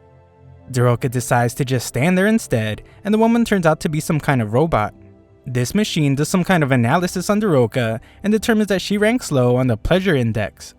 That's a pretty strange thing to happen, but this robot gets desperate and decides that it needs pleasure regardless of who it comes from. Luckily, Adonis shoots it down before it can do whatever it was going to do and finishes it off with another bullet to its robot body. The robot depressingly meets its end, and Adonis reveals that it was a Madoa, a mechanical doll that was created to be a plaything for humans. This anime takes a really strange turn, as more of these dolls can be heard developing plot inside a building. Our boy thinks it would be best if he went to investigate, and tells Daroka to just wait outside for some reason. Daroka wants to go with him, but he gets pretty upset and tells her to stop acting without permission so he can check out all the plot development. He reminds her that he will leave her if she gets too annoying and tells her to scream if she needs him. Daroka patiently waits outside, but is terrified when she sees that a whole bunch of these sad Medoa bots are piled up like trash. Adonis investigates the building using some light, and we find that Daroka is really bad at listening since she followed him. She tries to tell herself that she has a good reason for disobeying him and explains that she promised Mr. Punch that she would keep Adonis out of trouble. She lies to herself as she thinks that Adonis wouldn't actually leave her in a place like this, but she quickly remembers that our boy just left her with a bunch of strangers. She convinces herself that Adonis wouldn't actually hurt her, but then remembers that he almost choked her to death. Just then Adonis finds her and of course gets really upset. She doesn't seem to take him seriously, and he even begins to think that she is irritating him on purpose. Daroka gives him a whole speech on how they should be staying together. It would be safer, and she has the bag with all their supplies. Surprisingly, Adonis agrees and just tells her to not get in his way. They continue investigating and approach a room that smells terrible and has a sound coming out of it that would get me banned on YouTube. For some strange reason that I will never be able to understand, they decide to go into the room. Inside, they find that these crazy robots have developed plot with someone until they died. The robots say that they just want to be loved, and Adonis realizes that they have somehow developed a sense of self.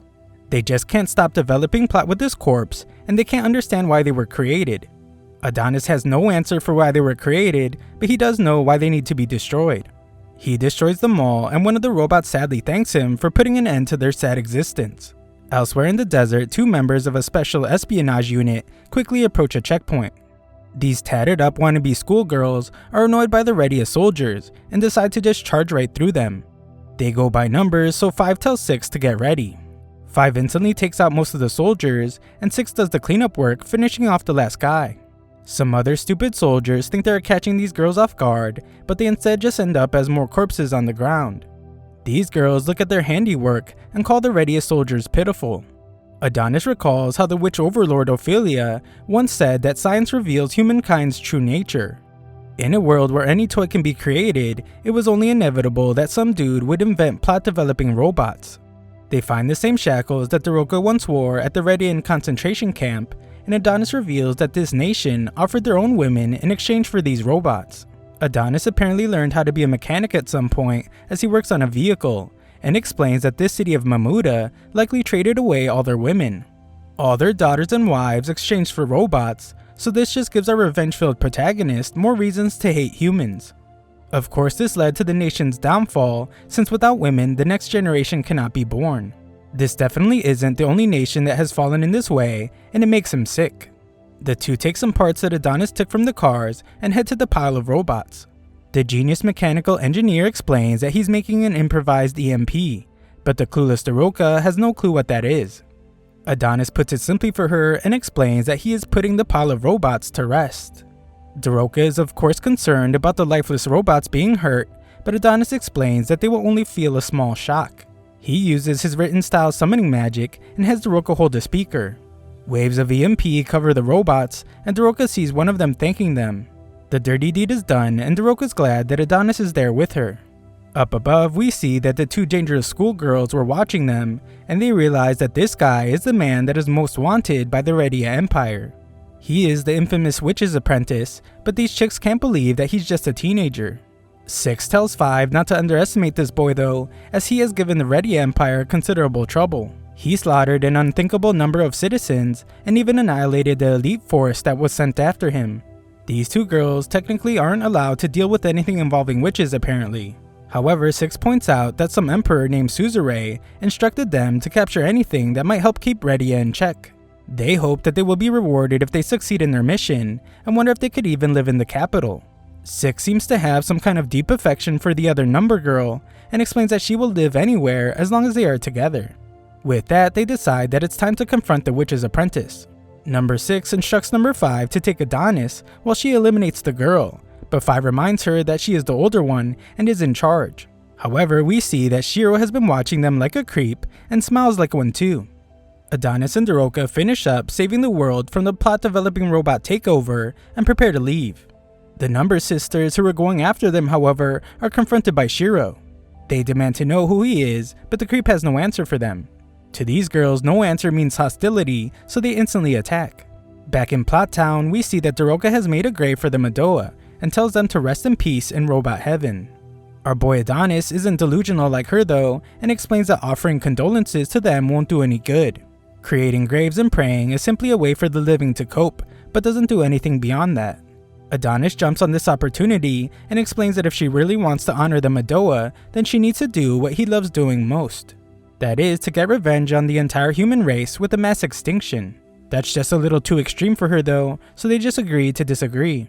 Daroka then prays to a tombstone that she made for the witches, so Adonis thinks this would be a good place for her to just stay forever.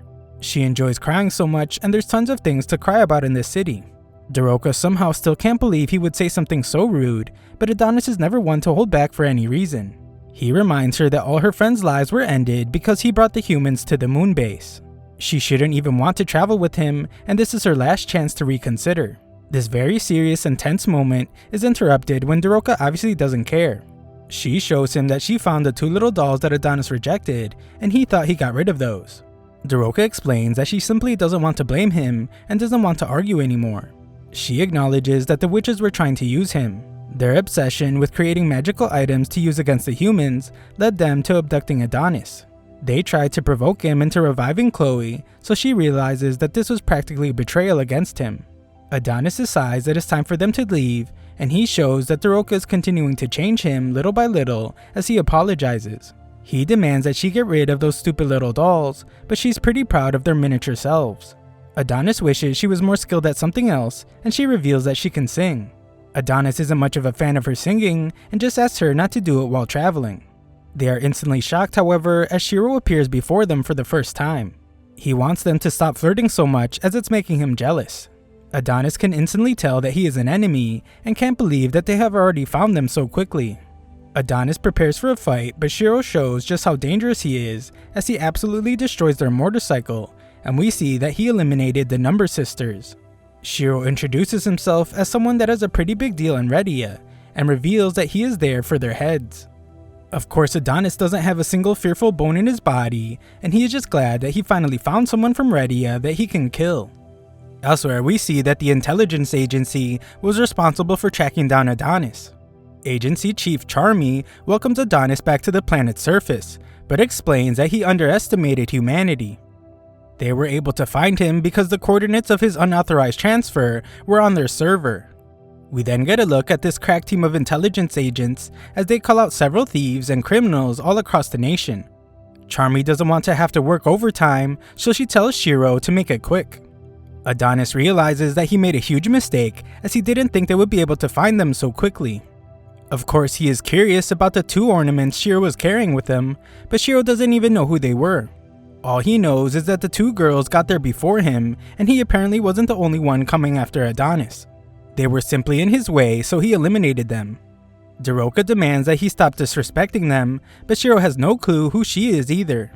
Shiro doesn't like the way she is talking to him, so he threatens her. Adonis sort of comes to her rescue by pulling her hair and tossing her aside. He prepares to use his written style summoning magic, but Shiro instantly stops him. Adonis is very quick, however, and quickly pulls out his gun. Firing a couple shots proves to be useless as Shiro easily dodges them. Adonis keeps firing away, but is completely unable to hit Shiro. Because of Shiro's insane reaction speed, Adonis determines that Shiro must be a cyborg. Our boy uses his magic in a pretty creative way as he fires a bullet and uses his gain spell to make it grow. Charmy can instantly tell how dangerous the attack is and warns Shiro not to try to stop it. Shiro couldn't be more calm as he tells her not to worry, and he dodges it like Neo from the Matrix. This psycho goes to attack Adonis, so Daroka uses her love spell on him and Shiro stops. She threatens to stop his movements completely if he doesn't surrender, so the guy just stands there. Adonis wants to use this opportunity to get some information, so he instructs Daroka to ask him a whole bunch of questions about his abilities. Unfortunately, she doesn't get the chance to ask anything as this lunatic just starts laughing. He is delighted to see that Daroka used a love spell and says that it's no wonder she looks just like a certain person. Daroka has no clue what he is talking about, and he reveals that it's the Queen. A look back shows our glorious mustache-having emperor and forces us to relive the terrible moment when he took his own life because of the queen's love spell. Our pair has no clue how Shiro's able to move, and this psycho rips off his shirt.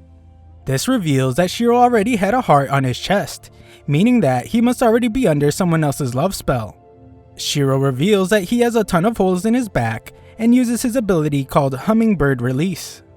This attack launches a whole bunch of robotic hands out of his body, and Adonis thinks that the gear expansion has gone out of control. Adonis tells Daroka to get out of the way. Her love spell doesn't work on this guy, so she is completely useless. Adonis then has a memory of when his beloved Chloe was being tormented. Emperor Goeth told her that if she couldn't use magic, then she is just a useless woman, but Adonis doesn't want to be anything like him. Daroka's crazy self still wants to be useful, so she lifts up a rock as if she could ever do anything with it. She actually just doesn't want anyone else to lose their life. Daroka doesn't know if seeking revenge is wrong, but she has already made her choice, and that is to stand by Adonis to the very end. She clearly won't be able to do anything with the rock, but that's okay because Adonis has already prepared something. Daroka puts the rock down, and Adonis summons a rapier sword for her. Adonis summons some pretty cool looking armor for himself, and the two strike a pose. Adonis activates the sword and explains that the indestructible magical blade can now pierce steel. She will be able to destroy most things just by swinging it around, but he recommends that she learn some basic sword skills. Our boy is as useful as ever as he summons an instruction manual that even a dumb witch like her can understand. Shiro demands once again that they stop flirting so much and has all his robot hands attack. Our duo is surrounded, so they have no choice but to try to destroy each hand one by one. Individually, the hands are weak, so Adonis is confident that they can handle the situation. Unfortunately, there seems to be an endless wave of hands constantly attacking, and they become overwhelming. Adonis has to come to Daroka's rescue and realizes that there are just too many of these hands. Shiro then shocks them as he reveals that the hands are actually powerful as well. He sends a bunch of them into the sky and removes the limiter on the hands to increase their damage output. The powered up hands rain down from the sky, so Adonis uses a spell called Grapnir. This attack sends out several energy ribbon things and destroys several hands. The ribbons do a good job for now, but Adonis wants to end the fight. He tells Daroka to get close to him and encases them with the energy to form a spell variant that he calls the Cannonball. Shiro is impressed by this giant ball of energy, but Charmy is terrified of it and warns Shiro not to let it touch him. Shiro fears nothing and uses an ability called Hummingbird Castle. All the hands return to his body and he uses them like thrusters. Shiro uses their maximum output and manages to stop Adonis' giant ball in its tracks. Shiro gets pushed back quite a bit, but he is extremely satisfied when the ball completely stops. Unfortunately for him, this was all part of Adonis' plan, as he prepared an attack. Shiro manages to push him back just in time and tells Adonis that he underestimated him. Adonis reveals that he was the one actually being underestimated, and Daroka surprisingly appears from behind him. Adonis tells her to show the humans the witch's vengeance, so Daroka plunges her sword into both of Shiro's legs. Adonis is pleased, but Shiro doesn't seem hurt at all. He tells Daroka that she should have aimed for his head, or even better, his heart, so Adonis rushes to save her. Things get pretty bad for them though, as Shiro sends them both flying with a powerful punch. Daroka is in really bad shape from just that one punch, and Shiro tells her that she ruined her surprise attack. He credits them for being perfectly coordinated, but states that it just wasn't enough. Unfortunately for this idiot, he underestimated them again as he is captured by the energy ribbons from earlier. Adonis tells this guy not to bother begging for his life since he has never been the type to show mercy. Adonis begins to strangle him to death, but the fight isn't over as Shiro grabs Adonis with some hands he had hiding. The hands pin Adonis against the wall, which is terrible since if he doesn't keep writing, then his spell will vanish. Adonis demands that he let him go, but Shiro tells him to let him go first. Daroka realizes how things are falling apart and reminds herself that she decided that she wouldn't let Adonis die. She tells herself to stop hesitating and prepares to finally do something useful. Shiro is preparing something however, so Adonis tells her to watch her back and duck. Unfortunately, Daroka has the slowest reaction time in the entire universe, and one of Shiro's hands grabs onto her. Daroka is taken sky high, and Adonis hates how she always has to be saved. This motivates our boy to push harder, but Shiro reveals that he had more hands waiting as he pins Adonis to the ground. Adonis's pen is completely out of reach now, so Shiro is able to easily break free from the energy ribbons. Things could not be any worse now, as Adonis is pinned, Daroka's being useless as always, and Shiro is completely free. Adonis is then horrified when he realizes what Shiro's planning to do. Shiro signals to his robot hands that he wants fingers to be shoved into Daroka's eyes. The hands prepare for the terrifying attack, so Adonis tries to tell him to stop. Daroka knows what's coming, and with no way out, she thanks Adonis for everything. There will be no way for her to recover from such an attack, so she thanks Adonis once more for staying by her side this entire time. A flashback shows all the time they spent together throughout this entire journey. Daroka has only one wish now, and that is that they could have seen more sights together. Shiro couldn't care any less and tells her that this will be the last time she will ever see anything. Adonis struggles, but there is no hope of breaking free. Daroka looks at him one last time, and Adonis desperately tries to call out to her, but she can't even hear anything at this point. Daroka can only cry now, and the robots pierce right through her eyes. Thanks for watching my recap. Sign up to my free newsletter if you want to show some support to the channel. Link is in the description.